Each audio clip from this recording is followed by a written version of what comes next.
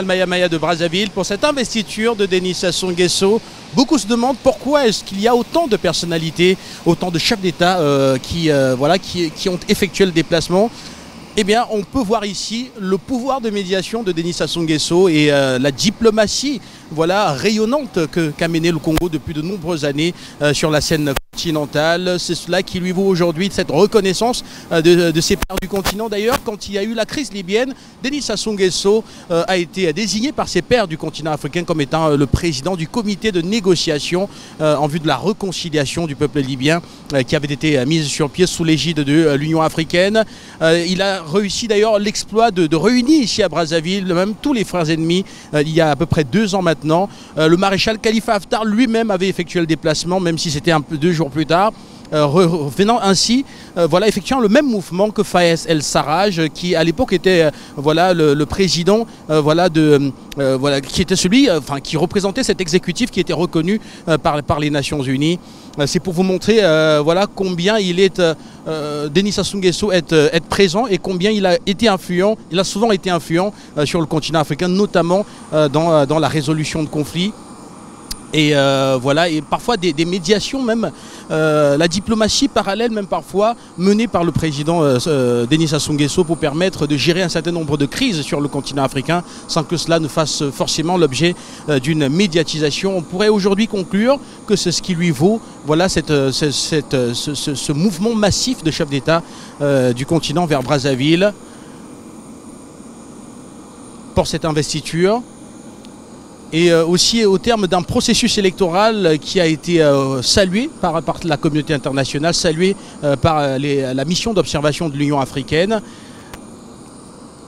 Des élections pacifiques, extrêmement pacifiques même d'ailleurs. Aucun incident sécuritaire signalé sur l'ensemble du territoire congolais tout au long de ce processus électoral. Voilà un contentieux post-électoral tout de même, très léger certes, mais qui s'est quand même tenu. Et qui également s'est soldé donc par une validation de cette réélection du chef de l'État, Denis Sassou Nguesso.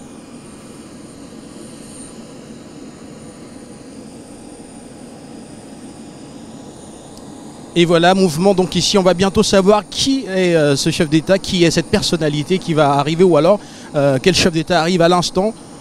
Vous rappelez qu'on attend également le président de la commission de l'Union africaine, Moussa Faki Mahamat.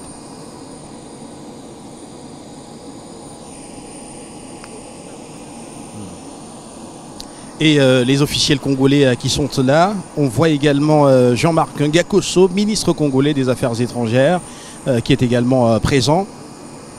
Nous tenterons tout à l'heure de lui arracher un mot, pourquoi pas, afin de mieux comprendre, mieux apprendre autour de cette investiture et de ce ballet diplomatique ici à l'aéroport international Maya Maya de Brazzaville. Il s'agit de Faure Gnassingbé, le président togolais qui fait son arrivée ici à Brazzaville pour cette investiture de Denis Sassou Nguesso, fraîchement réélu à la tête du Congo. Faure Gnassingbé, qui va donc saluer.